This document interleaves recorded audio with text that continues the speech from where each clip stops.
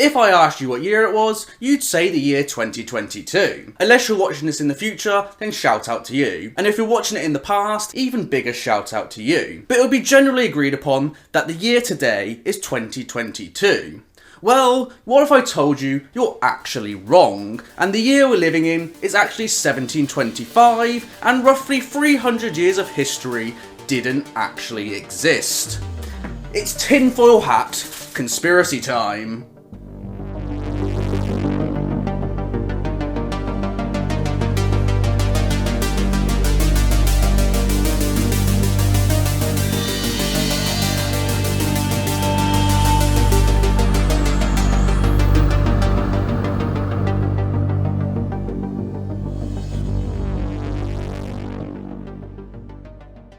Welcome to your favourite day of the week, everyone, and in 1991, German historian and mad lad Heribert Illig claimed that an entire period of the Middle Ages were absolutely bollocks. His theory was called the Phantom Time Hypothesis, and it claimed that 297 years of history between the year 614 AD to 911 AD were entirely fabricated. He claims that three men, Pope Sylvester II, the Holy Roman Emperor Otto III, and Byzantine Emperor Constantine VII, all got together in a dark and gloomy cellar and started going at it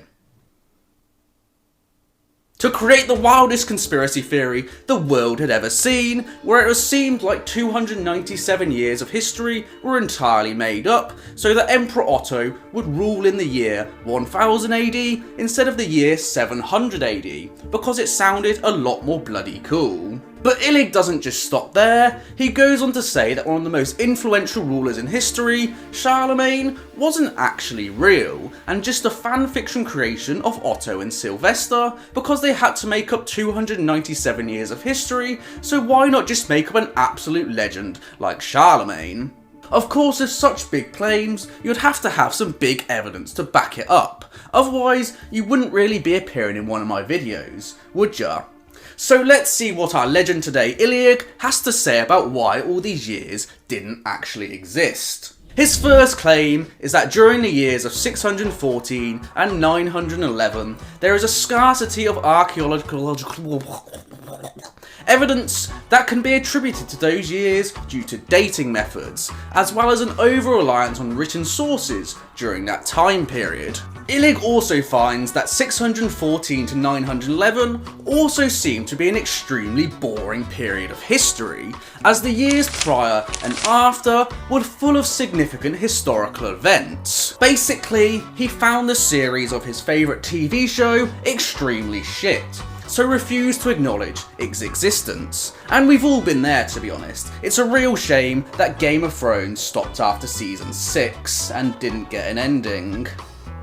But those centuries did actually have important events, such as the first Viking raids and subsequent invasions of England, and of course who could forget in the year 782 when Buddhist monk Prajna reaches Shangan and translates the sutras into Chinese. I know you're all waiting for me to mention Prajna because it had such a historical significance and altered the events of the future forever.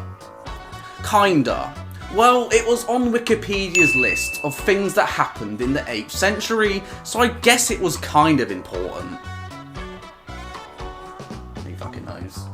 Illig then further points out that the presence of 10th century Roman architecture is far too modern for the time period it was built in, suggesting that the Roman era was not too long ago, as conventionally thought. And finally, he points out the discrepancy in the Julian and Gregorian calendars, where the Julian calendar is 365.25 days, however, the Gregorian calendar, which is the one we use now, is actually 11 minutes shorter than that. So in 1582, when Pope Gregory XIII, I think it's 13, replaced the outdated Julian calendar, which was introduced in 45 BC, with his own, he corrected the 10-day difference caused by the 11-minute difference. But you have to wake up pretty early to get one past our boy, Heribert Illig. as he calculated that in the 1627 year difference between the introduction of the two calendars, there should have been an actual 13-day difference and not a 10-day difference,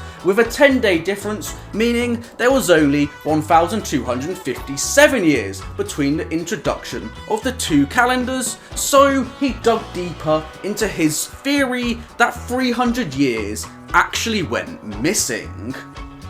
How wild. Of course, now with any wild conspiracy theory, such as suggesting that the Earth is round, it's going to have some crazy supporters that claim a deep state government cover-up and they're trying to hide something for us for some reason, even though no one knows what that something is.